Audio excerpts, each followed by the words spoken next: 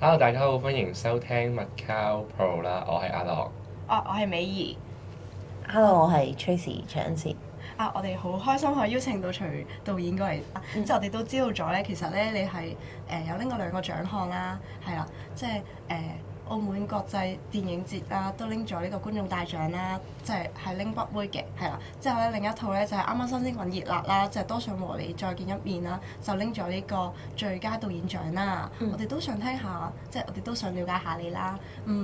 點解你會想讀電影學系嘅？我諗其實都係由中學嗰陣時開始嘅。咁其實我中學嘅時候都有拍一啲短片啦喺學校。咁相對冇而家咁方便咧。雖然唔係好耐之前啦，但係我哋係已經係用啲 DV 帶咁樣啦。然後佢又唔係而家手機或者係相機咁方便啦，咁但係嗰陣時都好玩嘅，就係見到學校有啲師兄師姐去做呢樣嘢，又參加出外面參加比賽，咁我覺得可以試下，咁就從嗰陣時開始就一路有拍一啲短片，咁然後去到即係高中最後一年啦，咁就覺得就係想揀科嘅時候就覺得咁。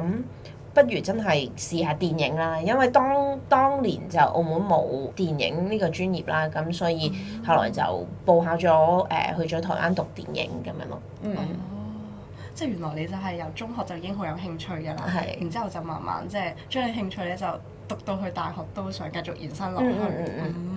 咁即係都見你有拍咗，都有即係7-8年嘅資歷啦，係咯，係你即係揀呢個拍電影嘅路上咧，你有冇遇到一啲你覺得比較困難嘅位？或者讀書嘅時候，我諗當時比較困難，我諗可能係一開始嘅時候咯，因為譬如我喺台灣啱啱讀完大學翻嚟嗰陣時啦，喺澳門相對其實。就算而家都係嘅，但係而家好咗啲啦，即係佢其實冇一個真係叫做電影產業嘅環境，係啦。咁尤其是我啱啱讀完書翻嚟嘅時候，直頭其實可能除咗幾年先至有拍一部比較獨立啲嘅澳門製作電影之外咧，基本上都係可能係其他地方嘅電影過嚟取下景啊，即係譬如可能啲香港電影過嚟拍下，或者香港電視劇過嚟拍下，但係佢唔係真係有即係好多嘅澳門嘅團隊可以喺度拍攝咁樣咯。我亦都啱啱翻嚟嘅時候，其實冇幾多我就入咗電視台嘅。入咗電視台工作先嘅。咁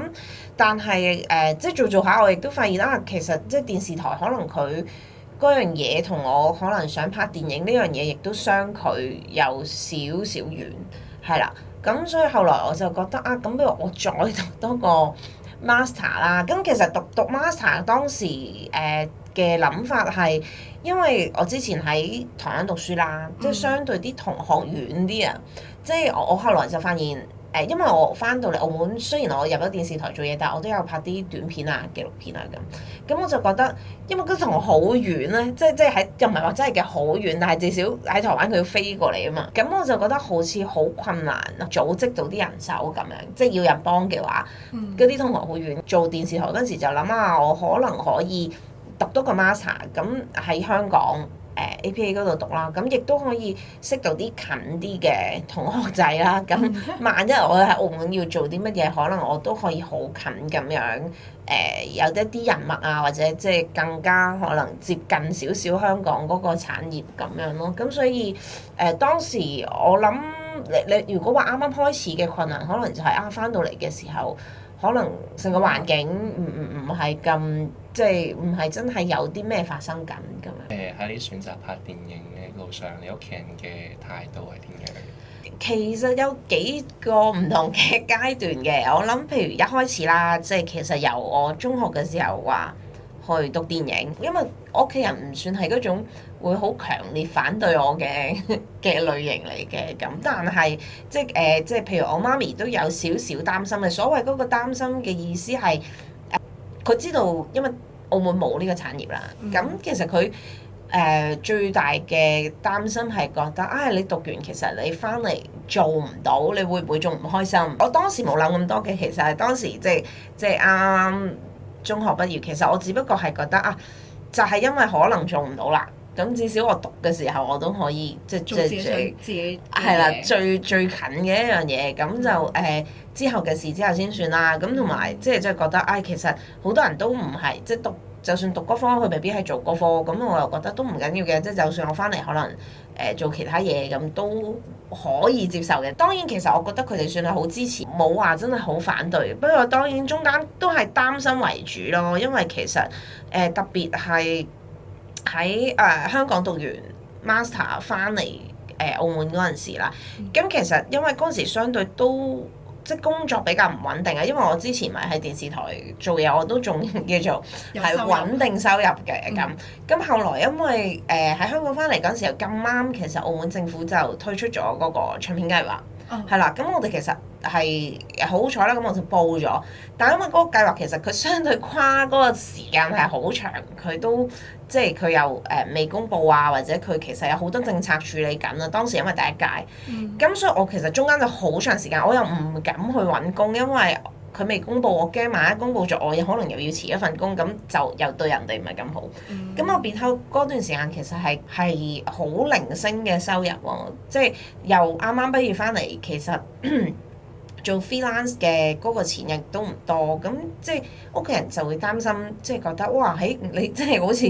讀 master 之前都叫做有穩定收入，你話而家咁你可能。即係自己，即係只係自己搞掂自己都做唔到咁樣。咁但係即係都好彩，後來就慢慢因為留多咗時間喺澳門，做多咗 freelancer， 大家知道你翻咗嚟，咁就相對開始穩定一啲咁樣咯。即係頭先都聽到你話你係一段時間係比較難揾到錢啦，即係係啦，因為你辭咗份工啊嘛，係要去讀 master 係咯。咁我想知即係喺嗰段時間你讀完 master 翻嚟啦，咁你又要等政府嗰個批錢啦，咁你點樣去堅持住你呢個夢想去繼續去做落去？即係啲咩動力令你即係去做嘅？嗰陣時其實記得都好有趣，因為澳門其實頭先講係冇乜電影嘅，但係咁啱有套即係比較獨立啲嘅澳門電影啦，叫做係《唐口故事3》嚟嘅嗰陣時。因為《唐口故事》其實都係一啲政府資助嘅短片集合成長片咁樣嘅一個系列啦。咁當時《唐口故事3》佢哋做咗一個咩嘅新嘗試咧？就係佢哋希望盡量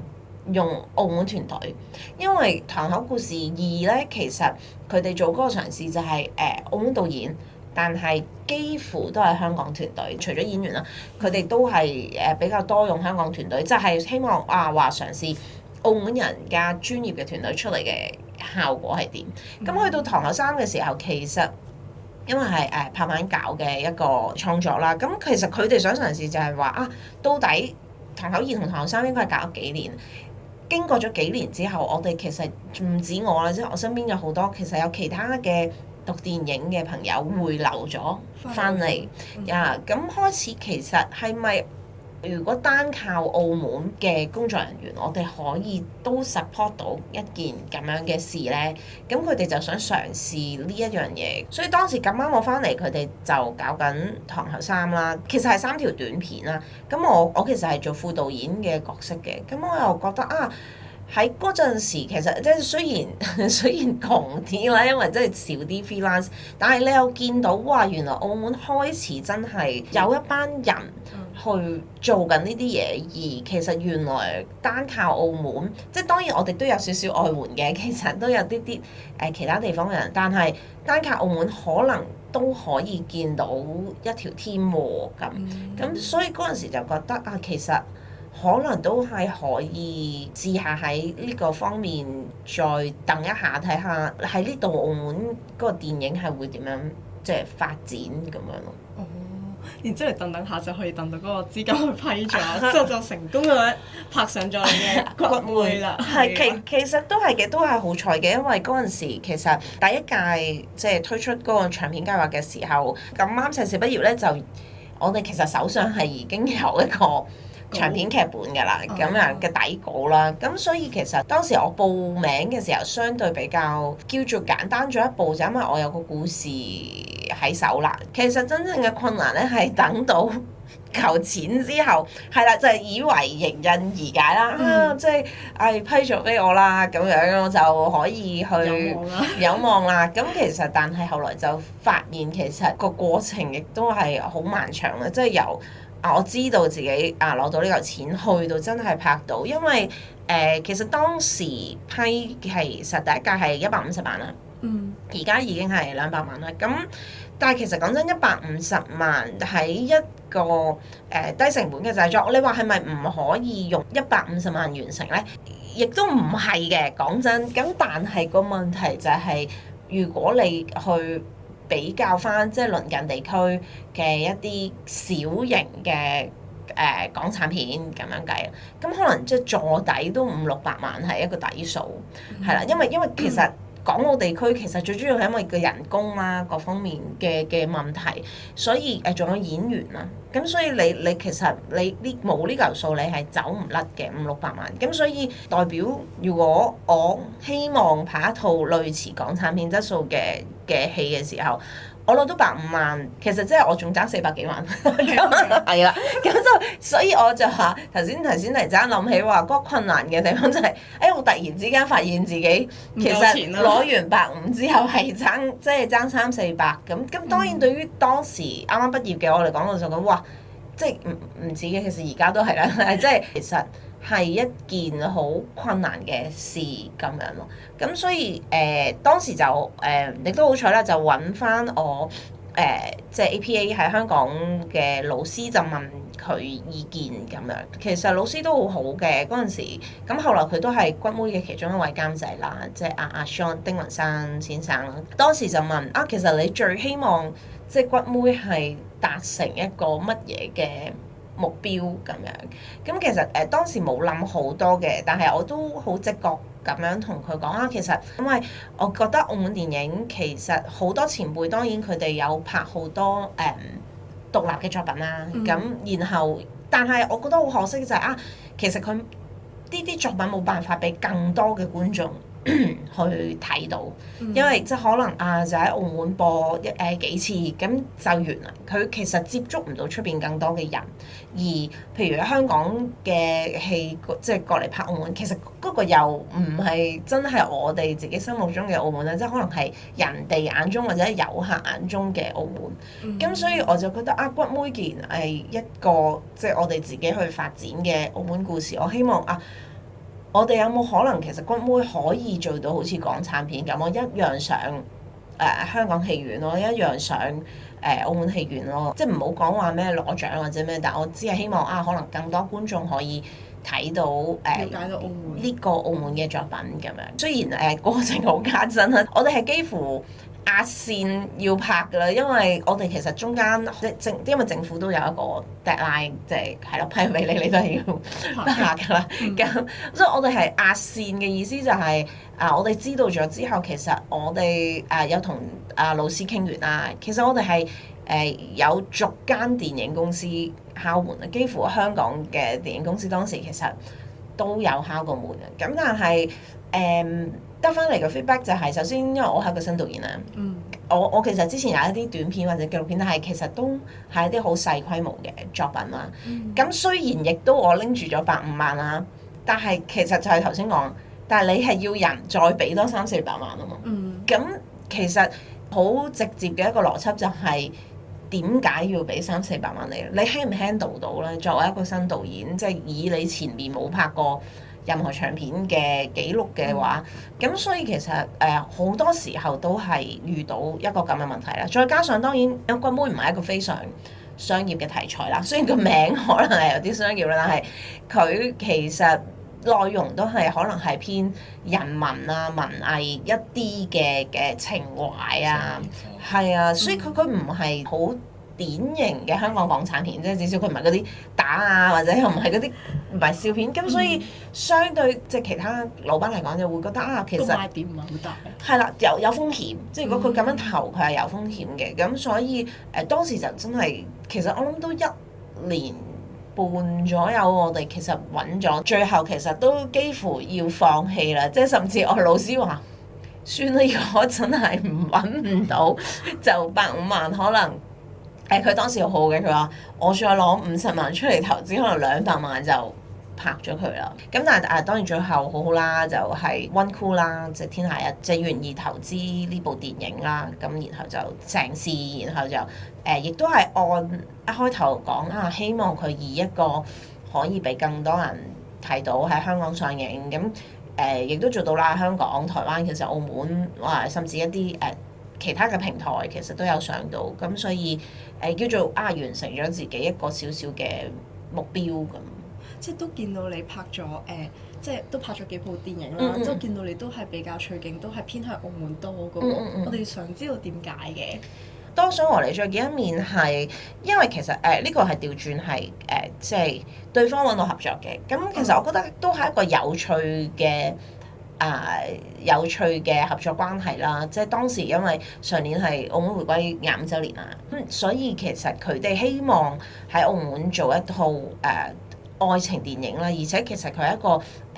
內地嘅電影製作同發行都係內地嘅。咁亦都係我自己第一次嘗試同內地嘅團隊去合作嘅係點咧？即係佢哋提出一啲要求，然後去我點樣去執行咁樣。咁相信亦都當然因為我係個澳門人啦，咁所以佢哋覺得呢個可能無論喺景上面或者對澳門嘅了解上，我可能更加有優勢，係啊係呢個都係有趣嘅，因為其實同內地嘅團隊溝通當中，亦都知道可能內地觀眾或者內地遊客，其實佢哋最想見到嘅澳門係點。咁然後當然我哋都希望呈現一個靚嘅澳門俾內地嘅遊客嘅。但係與此同時，我哋亦都希望可以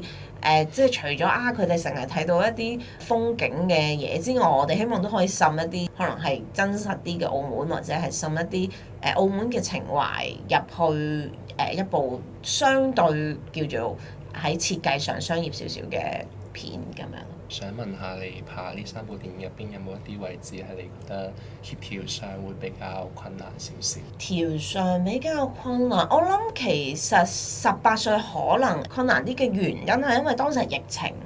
係啦，因為當時疫情嘅關係，其實亦都係好有趣嘅，即係呢個都係一個即係邀請嘅作品啦。因為當時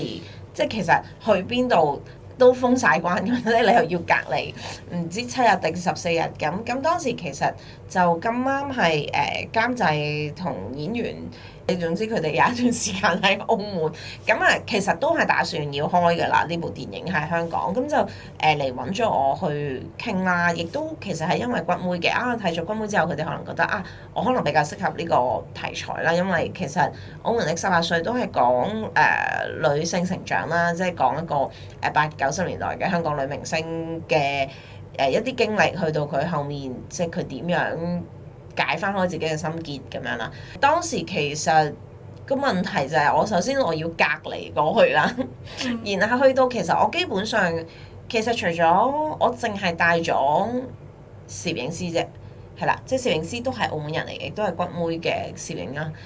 其他人其實基本上全部都係香港 crew 啦，因為其實我亦都冇可能再隔離咁多人過去香港。喺籌備嘅時候，相對有啲困難，就係我哋其實一日我自己未到咧，其實佢哋我知道佢哋好難籌備。當然你話可以即係佢影俾我睇，我喺個隔離酒店度，有啲都要咁樣進行，但係其實始終都係有啲麻煩。其實其他人可能係全新嘅合作團隊嘅時候，你點樣相處咧？點樣去處理？咁又係另一個挑戰咯。咁但係其實過程都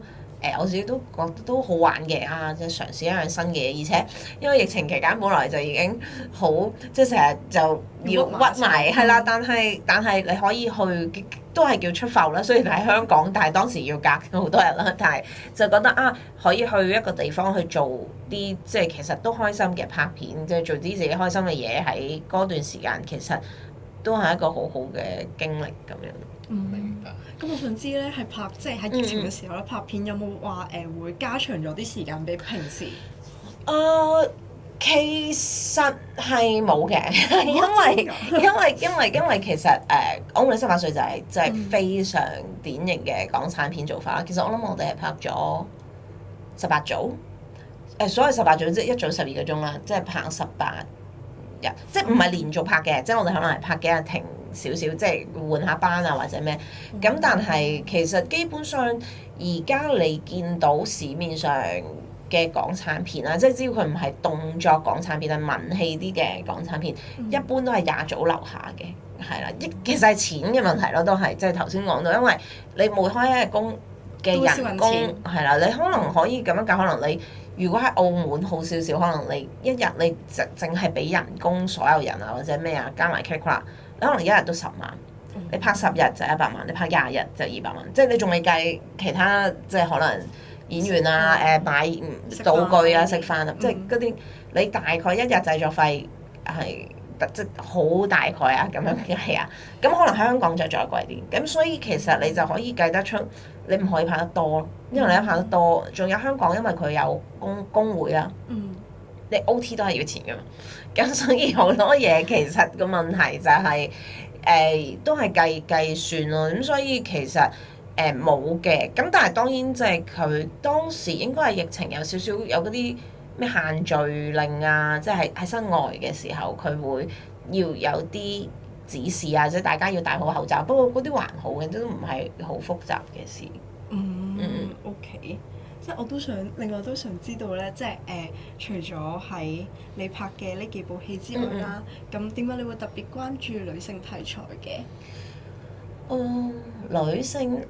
女性題材，我諗其實呢樣嘢都有趣嘅。其實我雖然嗰時台灣我都係真係讀電影嘅，但咁啱先咧，我唔知係我學校嘅原因定係乜嘢啦。其實我喺台灣讀書嘅時候，其實就已經有專門去讀啲，即係除咗電影系咁有啲選修咁樣噶嘛。咁我其實有特登去選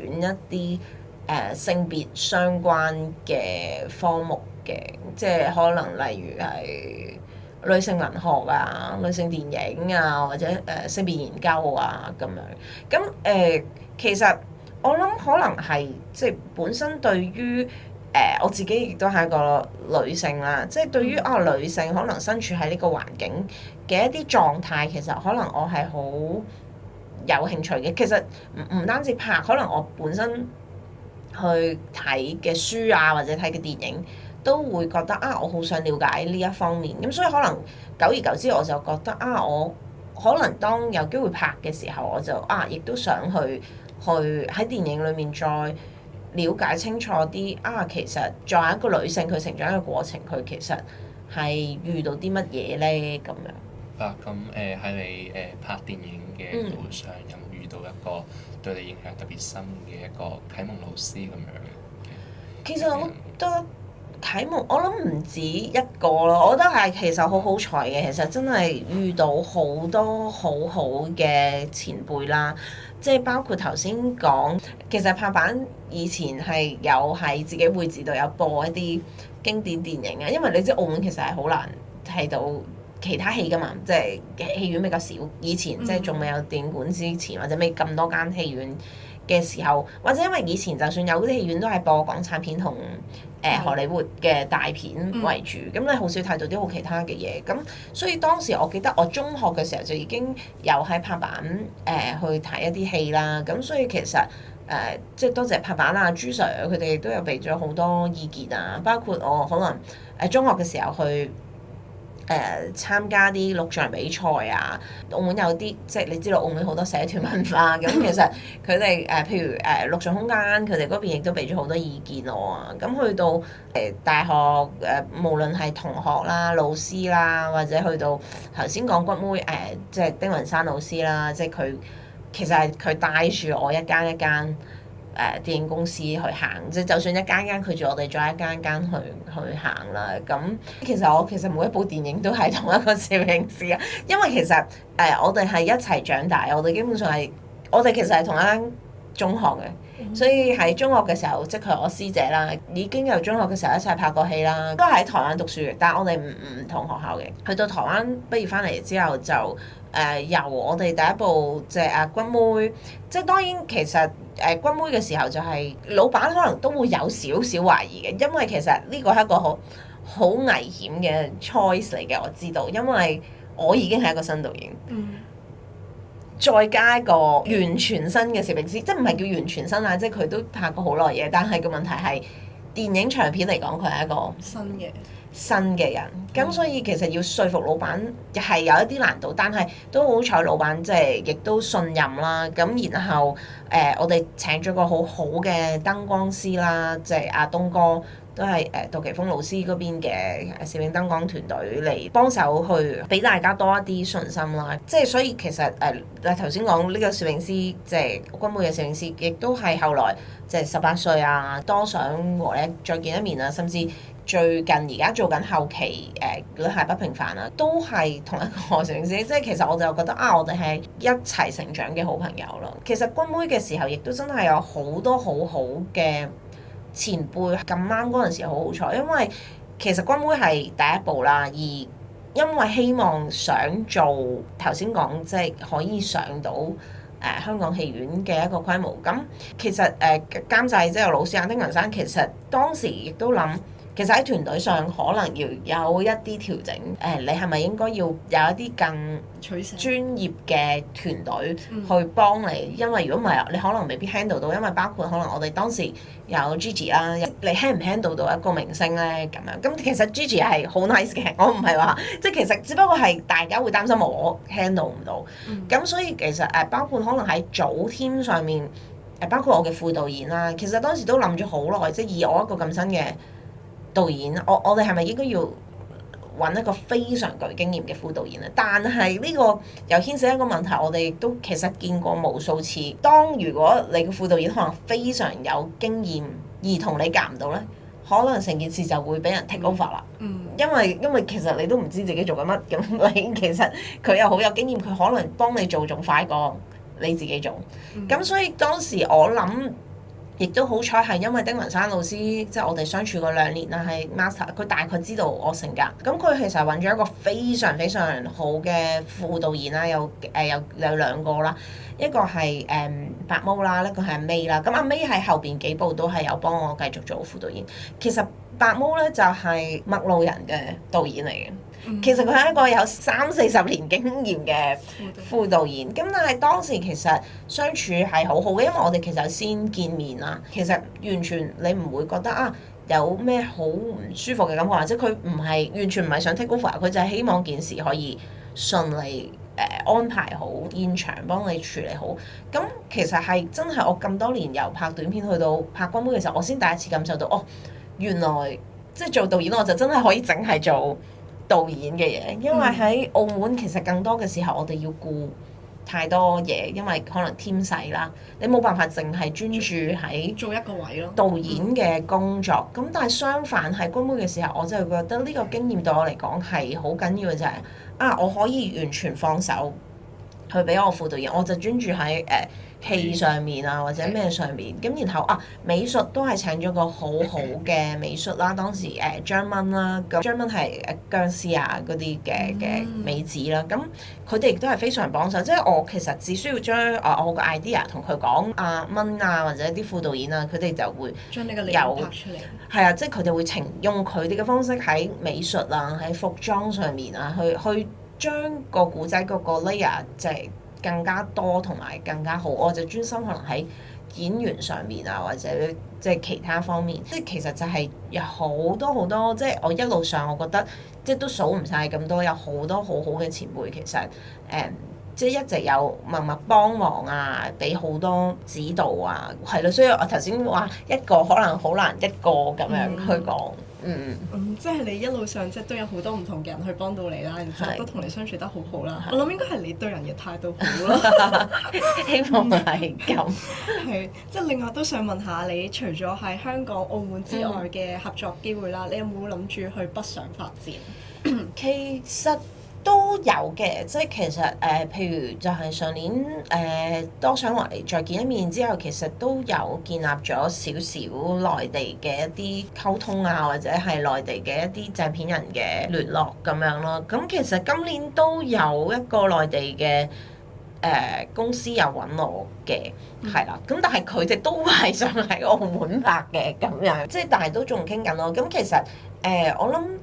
拍內地嘅電影，其實好早之前都有呢個諗法嘅。其實亦都唔係話我唔想，只不過咁啱線，可能內地佢嗰個競爭又更加大啦。第二就係佢其實嗰個商業性，可能佢哋有時候同佢哋傾，即係之前都傾過好多次，可能佢有少少會擔心啊，我哋未必知道內地人嘅節奏喺邊度，即係始終可能內地觀眾佢哋而家嗰個節奏同我哋理解嘅嗰個節奏可能唔係好一致，咁所以可能對於佢哋嚟講，除非係可能佢哋想要啲唔同啲嘅嘢，如果唔係佢哋未必會咁輕易嘗試咯，我只能夠咁講，所以都係睇你自己點樣去同佢哋溝通，或者係如果有啲項目要去 present 嘅時候，你點樣去俾到信心佢其實我都可以調整一個咁樣嘅節奏，我覺得多想就已經係相對接近啲內地節奏，即係自己有做一個調整咁。但係當然其實好好彩係因為多想我嚟再見一面嗰個剪接師係張家輝老師啦。咁張家輝老師啱啱攞咗金像獎啦，我覺得都係一個學習嘅過程。其實張家輝老師係喺現場嘅，我哋拍嘅時候，佢喺現場咧佢冇出聲嘅。咁咧，但係有時咧，因為佢有個助理啦，每日都會自俾阿家輝老師再搞咁樣啦。我記得係我哋拍咗頭幾日之後，家輝老師咧就有一日收工，又同我講：不如我哋一齊去睇下片啊，即係睇下拍咗幾日嘅 footage。咁家輝老師就私下又同我講，佢覺得可能我都係偏慢個節奏。其實我好多謝家輝老師咁樣同我講，因為我覺得一來我未必好掌握到內地嗰個節奏啦，即係我可能我自己嘅嘢係比較偏慢嘅。咁然後家輝老師剪咗前面嗰啲 footage 俾我睇之後，我大概知OK，原來咁樣對於一個內地嘅商業片嚟講係慢，然後我就知我應該要轉啦，因為佢哋可能唔係 expect 一個咁樣節奏嘅嘢，咁我就開始同攝影師同各方面嘅工作人員溝通，我點樣去轉一個方向，我哋令成件事節奏都再快一啲。我係講即係戲入邊嗰個節奏，所以我又覺得喺嗰陣時我又學到一啲嘢，就覺得原來係咁樣，然後我可以咁樣去調整一個節奏出嚟嘅效果會係咁。咁你覺得係調整即係調整個速度個方面上會唔會有啲困難啊？其實都唔會嘅，不過係叫做真係要打破自己一啲習慣咯。可能我本身覺得講故事係咁樣嘅。其實講故事有100個方式啦。講真，我都明白而家睇嘅嘢都係越嚟越快嘅。確實就係 for 而家嘅觀眾都唔係淨係內地觀眾，即係好多觀眾可能佢哋對於一啲畫面嘅容忍度比較低啦。咁所以其實我自己都慢慢調整呢個心態，覺得可能可以去唔好用一啲太自己好常有嘅節奏咁樣。即係除咗協調上，有冇話文化差異？可能內地觀眾想要你拍嘅嘢，同埋你自己想拍嘅嘢會有啲差別啊？文化差異我又真係覺得好大嘅，但係當然即係其實製片人都會有同我講啦。咁我相信係有嘅，即係譬如就頭先講，佢哋期待睇到嘅澳門同我去睇到嘅澳門係有啲唔同嘅。咁所以我自己又睇得好開嘅呢樣嘢，因為我覺得當做一個商業啲嘅作品嘅時候，佢就係一個咁樣嘅作品啦。即係如果我有好想表達嘅嘢，我自己覺得我希望可以做到嘅話，譬如我旅客不平凡就係比較自己嘅作品啦。咁亦都係比較澳門，咁我就可能將一啲我想講嘅觀點，我可能放翻喺即係自己可以多啲表達嘅戲入邊。咁但係當我去做一個商業啲嘅片嘅時候，我就亦都希望我應該亦要能夠 handle 到一啲商業嘅項目。明白。即係好彈性啊你，係即係你要對應翻唔同嘅項目，你就會用翻唔同嘅性格去。即係都想問下你，你覺得00後如果想再加入呢個行業啦，你覺得有冇啲咩意見俾我哋咧？其實唔單止我即係有同一啲澳門嘅其他導演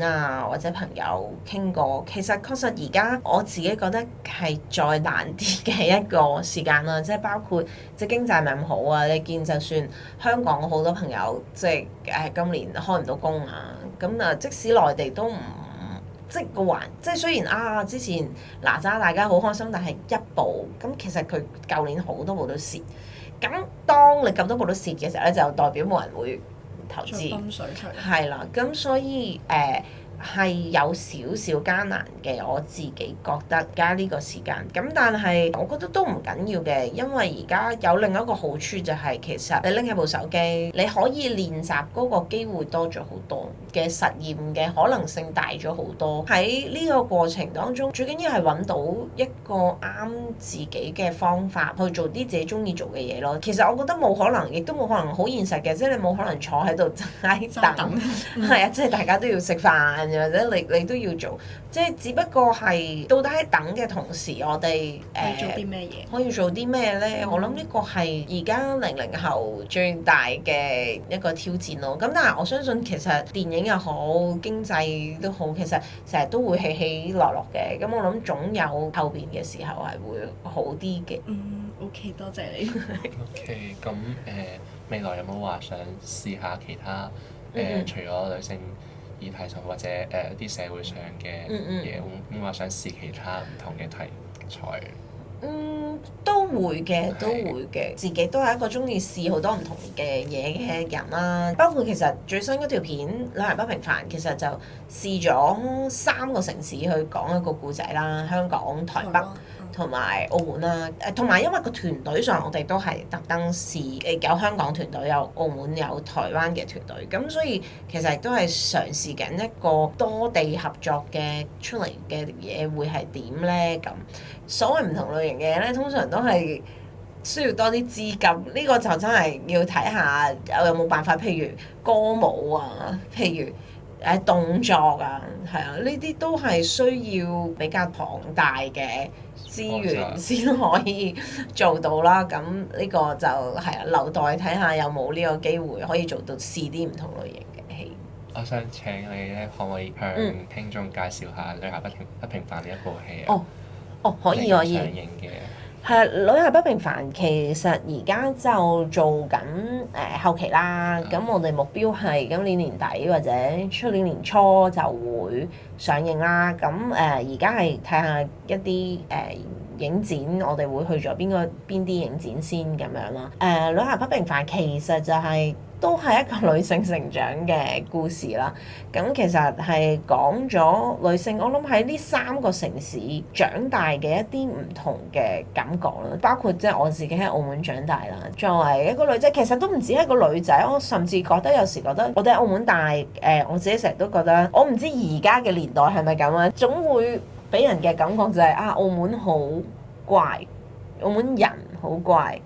個原因係咩咧？澳門真係太細啦嘛，即係你轉個街口咧，都會俾啲姨媽姑姐可能 𥄫 到你喺度唔知做乜咁樣啦。咁你又唔敢，好似唔敢做乜咁。即係所以，我覺得呢樣嘢好似好框住一個澳門人嘅係啦，做自己嘅成長。因為你好似唔應該太突出，因為如果你太突出咧，可能真係唔知下三姑六婆啊，就覺得你做咩啊，你搞乜啊咁。即係你可能要捱住好多呢啲係啦議論，你先可以做到自己。其實我諗喺咁樣嘅成長環境底下，要去做自己係唔容易嘅。然後去到台灣嗰 part 其實就係另一個討論。OK， 當你好似好自由啦，反正喺台灣我都唔識你啊，或者咩啊，你好似可以做一個完全唔同嘅自己嘅時候，但其實係咪嗰個係咪又係真嘅咧？都係一個成長嘅過程啦，做咗一個好叛逆嘅自己啦。咁但係嗰個好叛逆嘅自己係咪你想要嘅嘢咧？到香港其實我哋想講嘅就係一個咁競爭嘅環境啦，一個好現實嘅環境啦。